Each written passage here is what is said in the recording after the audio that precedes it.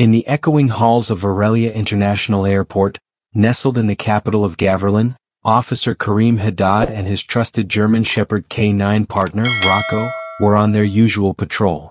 The two had worked together for years, their bond forged by countless shifts walking the airport terminals, sniffing out danger in silence. But that day, something was different. Rocco, a highly trained K9 with sharp instincts, suddenly changed pace. His ears stood erect, nose twitching and body tensed. They were passing through a routine cargo corridor, surrounded by a blur of travelers, rolling suitcases and echoing flight announcements when Rocco froze. His eyes locked onto a nondescript gray suitcase sitting among others that had just arrived from Korovia, a region deep in Eastern Europe. The bag didn't stand out, no suspicious labels, no odd shape, but Rocco was unshakable. Normally, when he picked up something unusual, he would bark sharply, prompting immediate attention. This time was different. Rocco let out a low, trembling whine, a sound Kareem had never heard from him before. Then, without hesitation, the German Shepherd K9 lunged forward and crouched, trembling beside the suitcase. Officer Haddad's instincts kicked in. Something was off, deeply off. The suitcase was examined more closely. Along its edges were tiny air holes, almost invisible unless you were looking. Rocco sniffed at them again and again, each time pulling back with visible distress. Kareem didn't hesitate. He alerted command. Within minutes, a circle of uniformed officers formed around the suitcase. Protocol demanded caution. Drugs, weapons, explosives, anything could be inside. The airport bomb squad was called in, and the suitcase was carefully moved into a secure examination chamber away from the public. Tension wrapped the air like a thick fog. Technicians in armored suits moved with calm, calculated steps, running scans and carefully checking for threats. Outside, Kareem waited with his partner, Rocco, who refused to relax. The K9 paced restlessly, eyes never leaving the direction of the sealed room. There's something deeply unsettling about waiting for answers that feel inevitable. That static silence outside the examination room was filled with the kind of suspense that seeps into your bones. Every second dragged like an hour. The fluorescent lights buzzed. Radios crackled. A distant announcement echoed over the terminal speakers. Flight 319 from Halverston now arriving at Gate 6. But no one noticed. Then the door opened. A technician gave the all-clear. No bombs.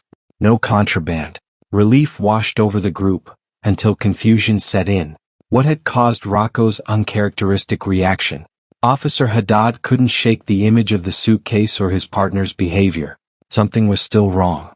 And Rocco, who had sniffed out everything from narcotics to live grenades, was practically pleading for them to take a closer look.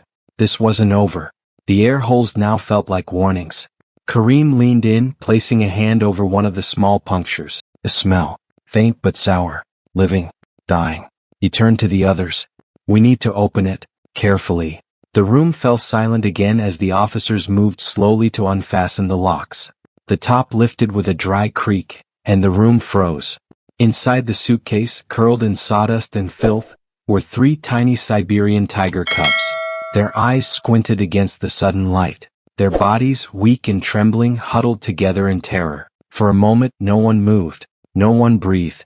Kareem felt his chest tighten. These were not items. These were lives, barely hanging on. The cubs were in horrific condition. Their fur, once majestic, was matted with waste. Parasites crawled openly across their bellies. Their ribs protruded beneath thinning stripes. The smell, a sharp, rotting stench, hung in the room long after the lid had been lifted. It smelled of neglect, of fear, of a desperate, quiet suffering that had gone unheard for far too long.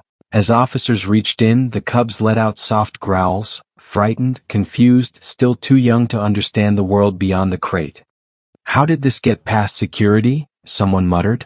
There were no answers. No documentation. No live animal stickers. Nothing to suggest this box contained anything more than someone's dirty laundry. A quick investigation revealed the truth. The tiger cubs were born in a zoo in Korovia, part of an international trade deal with the Daria Wildlife Conservatory in Kafir City. But somewhere along the line, their care had been catastrophically abandoned. Instead of regulated animal transport, the cubs had been stuffed into a shipping container, deprived of food, water, and breathable space. You don't have to be a veterinarian to recognize suffering. One officer whispered that his hands were shaking. Another quietly excused himself from the room. It's easy to talk about laws and rules and regulations, but moments like this bypass logic. They hit something deeper, more human. Something primal. Airport staff rushed into action. Blankets were pulled from break rooms. Bottled water was poured into shallow dishes. A patch of the terminal was turned into an impromptu nursery, but it was barely enough. One employee, a janitor named Elias, found himself on his knees, placing a soft airport towel underneath the smallest cub to give it something clean to lie on. "I have grandkids this size," he murmured, his voice catching. Another officer brought in a heating pad from the lost and found. They didn't ask for permission. No one was thinking about protocols anymore. They were thinking about survival. Luckily, Gaverland Wildlife Rescue Authority responded swiftly. Their team of specialists took over, gently transferring the cubs to a local wildlife hospital. There, the cubs were given names.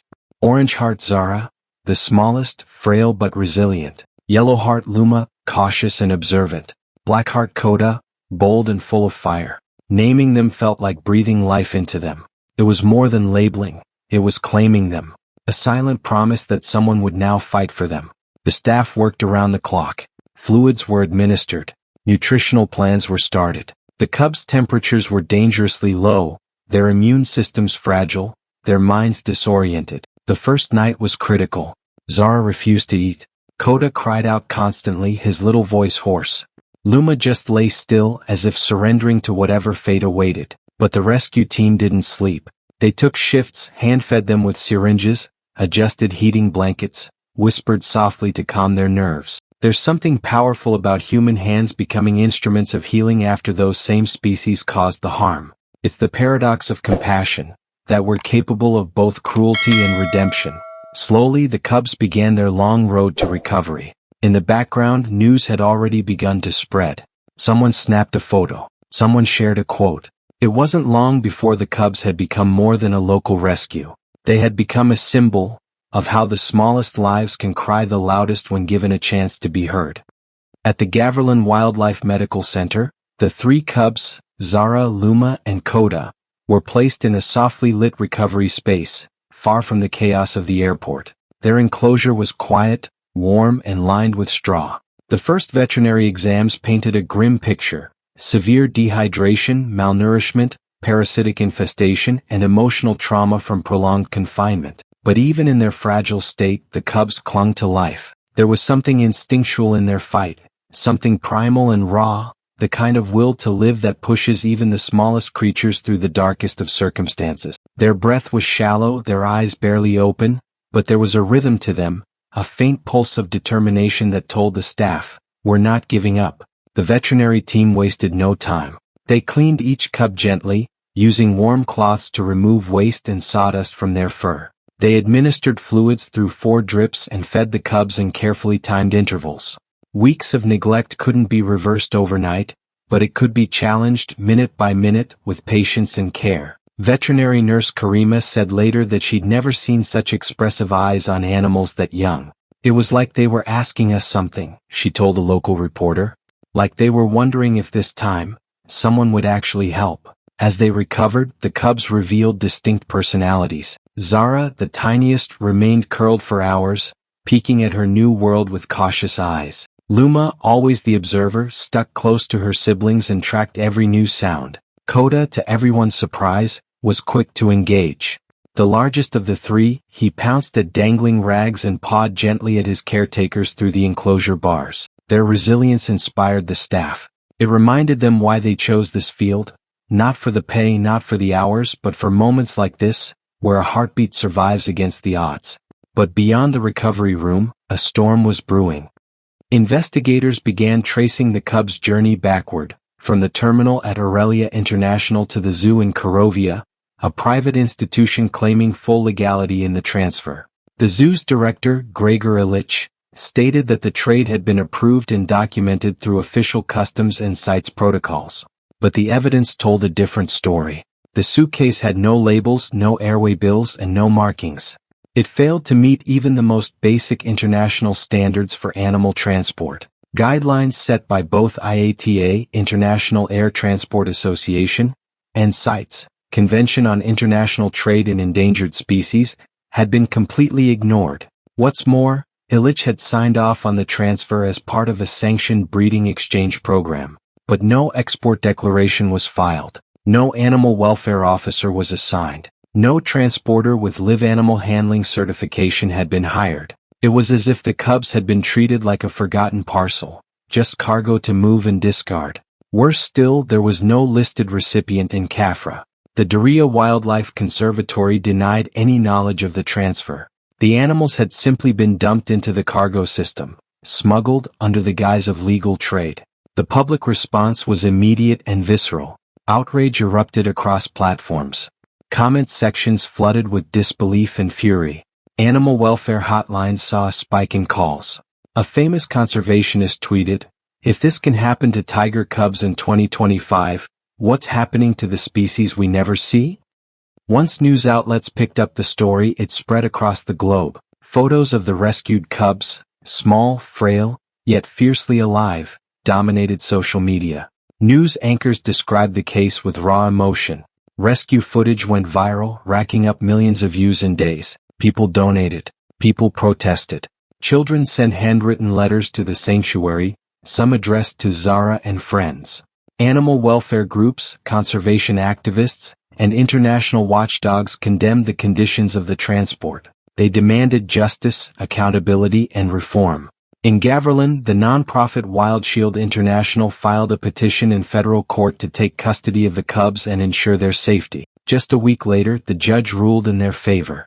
Executive Director Layla Merrick and her team from Wild Shield wasted no time. They arranged full legal custody and began working with conservation groups to build a future for the cubs, one not marked by cages and shipping crates, but by open skies, dense greenery, and the freedom to roam. But their work wasn't just about these three cubs. Wild Shield began lobbying for tighter regulations on cross-border animal transport. They partnered with organizations like Earth Guardian, Panthera Sanctuaries, and Legal Species to press for reforms at the international level. They called for mandatory microchipping, stricter documentation protocols, and third-party monitoring of all endangered species transport. The goal? End the trade loopholes that allowed these abuses to happen in the first place. Layla often said in interviews, "If these cubs hadn't cried silently from that suitcase, no one would have ever known." How many others were never heard? Meanwhile, at Wild Shield's protected wildlife compound outside Andurra, Zara, Luma, and Koda continued to grow stronger. To help stimulate their minds and nurture their instincts, the team introduced enrichment environments, platforms for climbing, logs for scratching, hidden treats, puzzles, and small prey simulations. Animal behaviorists monitored their progress closely, watching for signs of psychological trauma, flinching, repetitive pacing, aggression. Over time, those signs began to fade. Caretakers took shifts simply sitting near the enclosure, letting the cubs grow accustomed to their presence. The quiet bond between animal and human slowly began to build. At first, just a glance, then tentative steps, and finally, trust. One afternoon, Zara, timid and reserved, stepped forward and placed a paw gently on the windowed enclosure wall. On the other side, a caregiver named Noor smiled and touched her hand to the same spot. There were no words, but there didn't need to be.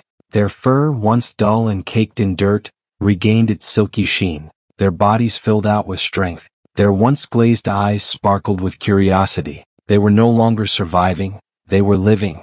They chased each other across soft grass. They climbed tree stumps.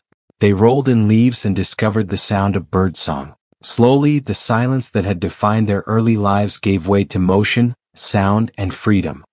Back at the airport, Officer Kareem Haddad and Rocco watched the story unfold from afar. When photos of the cubs thriving began appearing on the news, Kareem couldn't help but feel a deep sense of pride. What if Rocco hadn't reacted that way? What if they had walked past the suitcase, brushing off his wine? What if compassion had waited too long? One moment of instinct, one decision not to ignore a cry. That's all it took to turn tragedy into triumph. One moment of compassion had triggered a cascade of action, from rescue to recovery, from heartbreak to reform. Zara, Luma, and Koda had each other, and they had a future. But perhaps most powerful of all, they had a story that had touched the hearts of millions, a story that had exposed the cracks in our global systems, a story that reminded the world of something too often forgotten. Animals are not cargo, they are lives. And when we start treating them as such, not only do we save them, we redeem something in ourselves. If this story moved you, don't let it end here. Like this video if you believe animals deserve better. Comment below. What would you have done in Officer Kareem's shoes? Share this story to raise awareness about wildlife trafficking. And most importantly, subscribe for more true stories of courage, compassion, and unexpected heroism. Together we can give a voice to the voiceless. Thank you for watching. We'll see you in the next one.